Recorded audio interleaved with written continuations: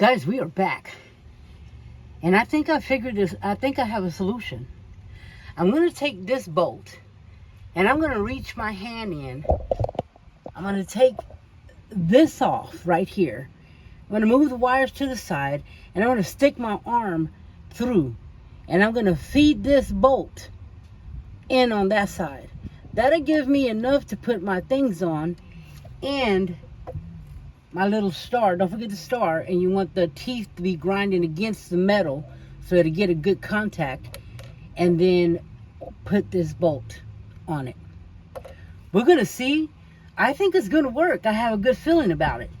So we're going to go ahead and do that. Let's see if we can power up the system today. I'll update you in a bit. Okay, y'all, I'm back. So I want to put on a sleeve on my arm and put this. I like to use these because I can feel. I'm a feeling type of person. I'm a visual person. I'm a feeling person. Okay. We got that covered. So I did put on a sleeve just kind of halfway on because it's hot as hell in Florida. So I'm just going to put that there and see if y'all tell me when y'all see it come through. Okay. Let me know. We're going to see. I know there's insulation. That's why I did this and I don't want to be itchy. So here we go. Here goes nothing. It may not work. Who knows? It's gonna work. We're gonna make it work. Believe that. Okay.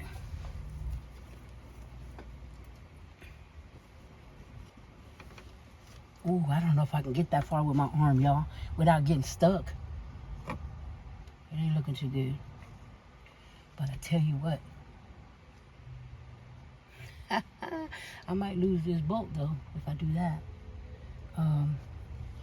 I can't go much further because not so much of the wire, it's the channel.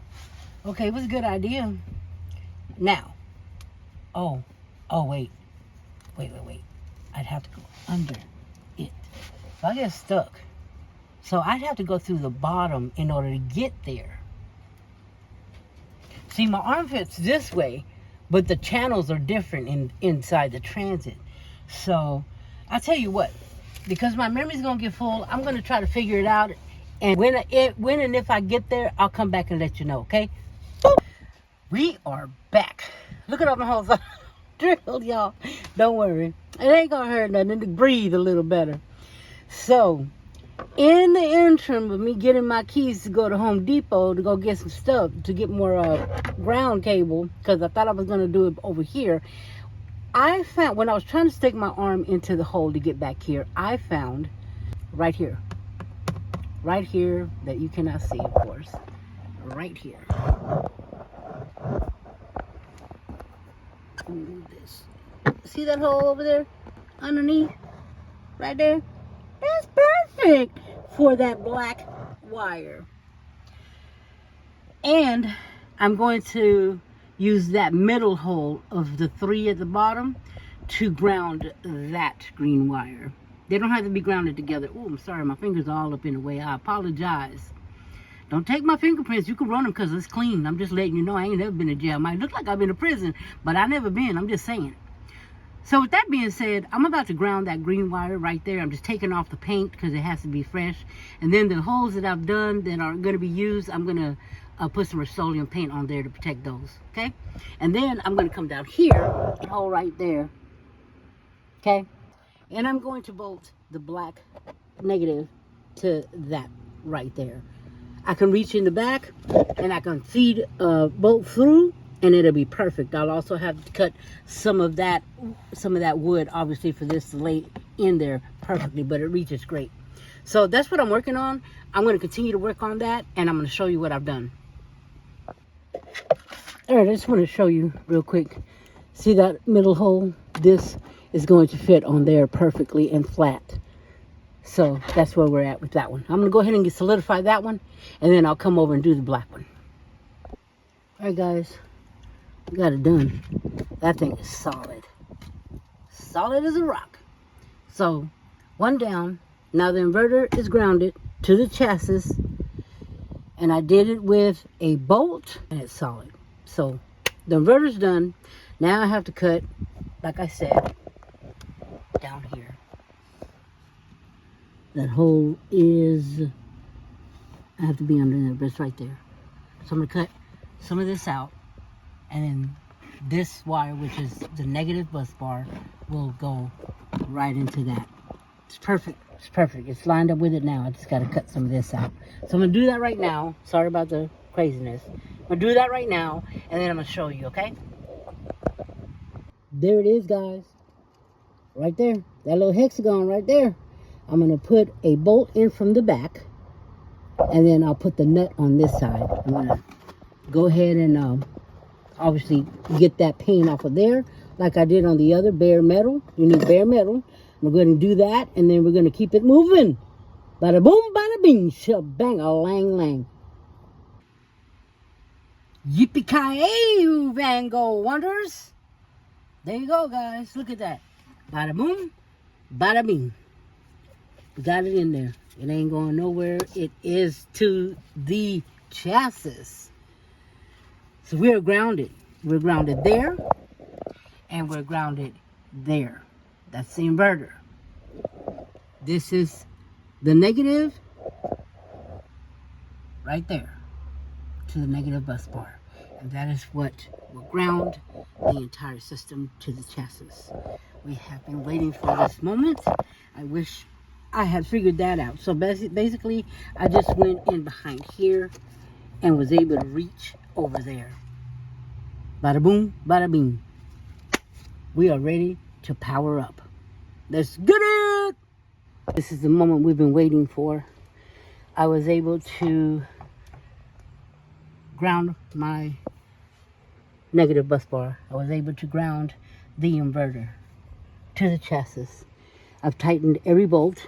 I took apart, I undid the inverter, and I undid the solar charger and the disconnect for the solar panels. They're not hooked up anyway, because right now we're just going to do the 12-volt system. Okay, so we're about to flip the switch and see what happens. The batteries are paralleled and ready to go. Everything's good. Here we go.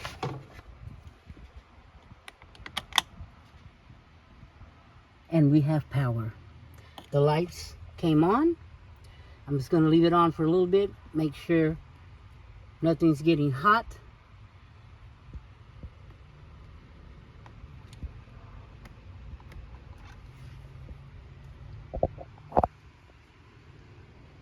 And I'm going to start flipping some switches inside the cabin.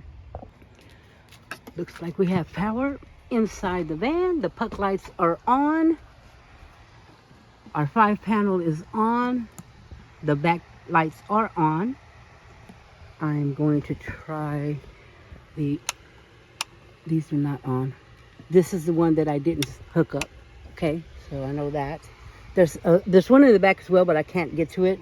So and this is not done, so I can't check those. But we have power. VanGo has power, and right now, like I said, it is only those. Let me see what else is on here. So this one is the garage lights. This is a fan, but I don't know what that is.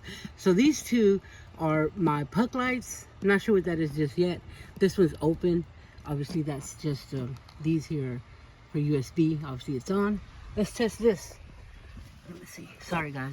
I don't think this is on. Or is it? Yep, there you go. Got power there. You turn it on and off your charger. The under lights came on right there. And right there. Those are the garage lights. So, we have power. Now, the next thing to test will be the inverter and the solar charger. If I can do it, your ass can do it too. All right, guys, that's the cabin lights. And there you go. We have power. Took a long time, but we sure got there, didn't we? Okay, guys, here we go. I'm now connecting the smart solar, okay? The MPP2, the solar charger. And I put the lead back on, the positives back on, and we're going to see if it comes on. It came on. Give it a second. There it is. It's flashing. There it is. It's on. Now the next thing I have to do, since that came on, is hook up my solar panels and then switch those on. So that's next. Okay guys, here we are. We are back at it. I have my app downloaded for the solar charger and I have everything on. And right now I have my solar panel. Right now, here's where I'm at. We're in some clouds right now. Obviously the sun is hitting quite well right now. But here's my reading from my 400 watt panel. Now you know the clouds are out there, so a cloud may pass through and then it drops. But for the most part, everything is on point. Everything's checking out. I checked the voltage on the batteries, on the negative bar, the positive bus bar, my fuse block here. The inverter's not on right now. I had it on, but I turned it off for this test. But right now, everything is checking out. Whoops, sorry about the whole finger thing. Everything's checking out right now.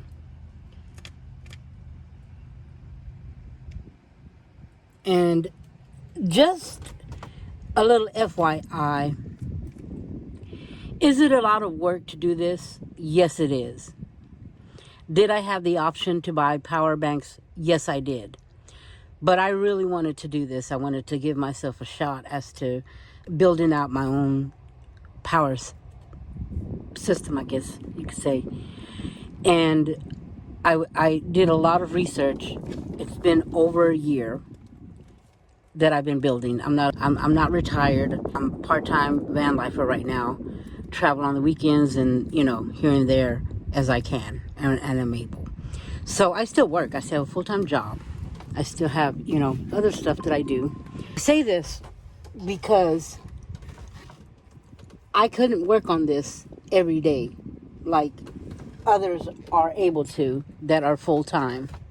I don't discredit anyone who uses whatever power source they want.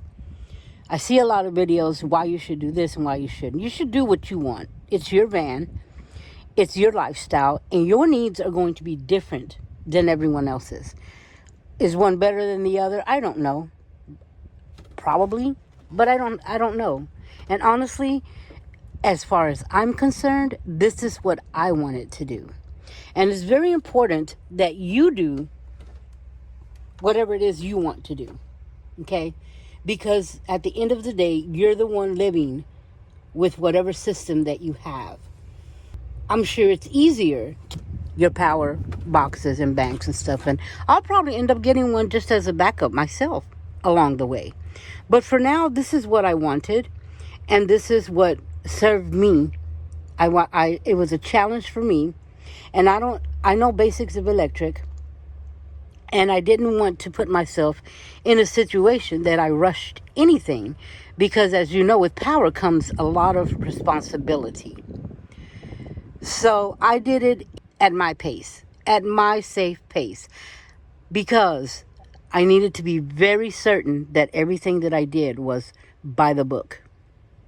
And by that I mean I followed professional van builders, professional electricians, and so forth.